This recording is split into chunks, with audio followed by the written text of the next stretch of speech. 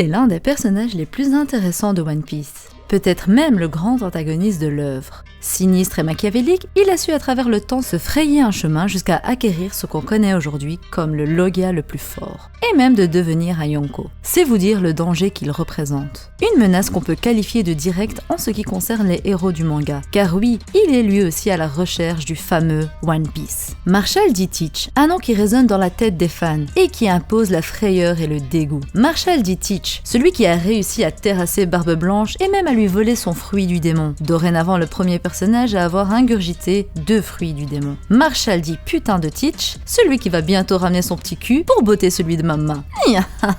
Vous l'attendiez et Mama s'exécute pour ses petits culs préférés. Vous l'aurez compris, aujourd'hui on parle de Barbe Noire. Celui qui a la barbe la plus belle, le ventre le plus svelte et le sourire le plus lumineux. On est bientôt 4000 petits culs sur la chaîne. Et qui sait, peut-être qu'à 10K, Mama se dévoilera.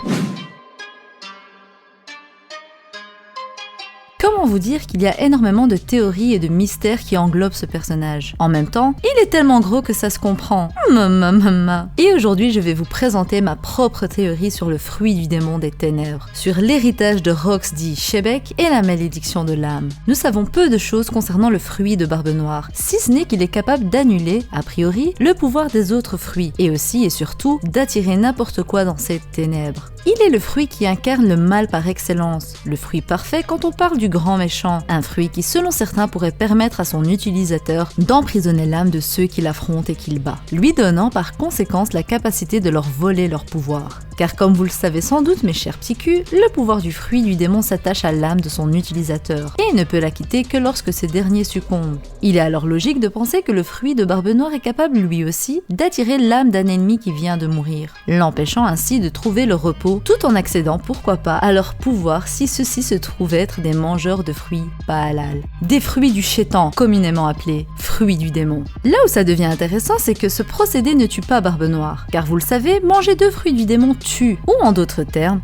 une seule âme ne peut pas contenir plus d'un seul pouvoir du démon à la fois. Ce qui veut donc dire que l'âme de Barbe Blanche est toujours en possession de Barbe Noire, et que tant que ce sera le cas, Teach pourra user du pouvoir de l'homme à la moustache blanche et à la chevelure soyeuse. En bref, et histoire de ne pas tourner autour de mon ventre, le pouvoir de Barbe Noire lui permet de tout emprisonner, et une fois éveillé, ce pouvoir serait même capable d'engloutir absolument tout. Un humain ainsi que son âme, une maison, un village, une île entière, des ténèbres permettant d'accueillir des choses sans limite. Un trou noir infini, un espace de stockage bien caché, car si vous vous souvenez bien, Barbe Noire peut aspirer des gens, des villages, tout dans ces ténèbres, mais aussi les rejeter. Et lorsque ce dernier s'est rendu à Impel Down et qu'il avait englouti les marines, un soldat ayant été absorbé et rejeté dit « J'étais dans les ténèbres », prouvant que c'est une sorte de dimension au sein du corps de Barbe Noire. Et comme je suis la plus belle des mamas et que mes transitions sont clairement les plus intelligentes, cela nous amène sans grande surprise à la disparition, selon certaines sources, de la fameuse île divine connue sous le nom de God Valley, la vallée de Dieu. Et oui, vous ne rêvez pas, la disparition de cette île est selon moi due au grand pouvoir du fruit des ténèbres. Mais je vous rassure, celui qui avait à l'époque éveillé son pouvoir et englouti avec lui toute l'île n'est nul autre que Rox dit Shebek, ancien utilisateur du Yami Yami no Mi, le fruit des ténèbres.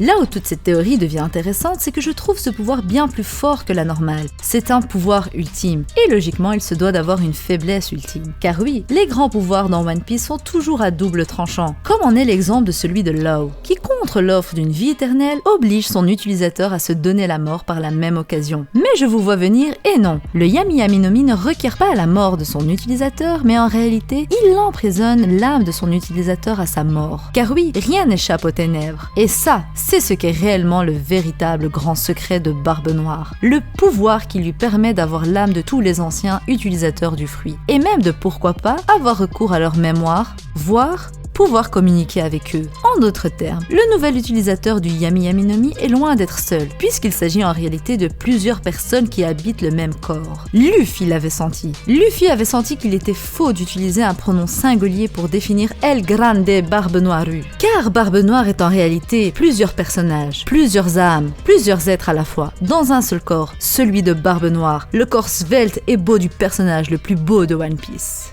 Ce qui veut également dire que Barbe Noire possède un véritable accès à God Valley, à travers les ténèbres qu'il invoque. Il est l'avatar d'un autre monde. Et grâce au savoir de Shebeck, Barbe Noire a réussi, en un temps record, ce que personne avant lui n'avait fait. Et les connaissant, ça ne m'étonnerait pas qu'il veuille reprendre le but ultime de Shebeck, aidant désormais son héritier par l'âme et non par le sang. Il hérite également de son envie de devenir le maître du monde.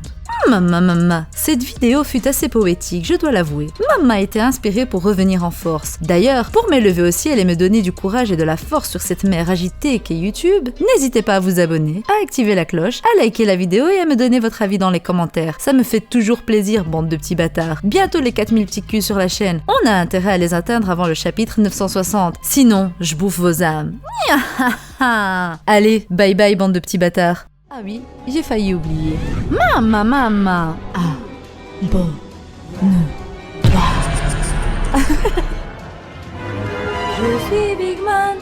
Je suis Big Mom, je te bouffe ta race, même si tu t'abonnes.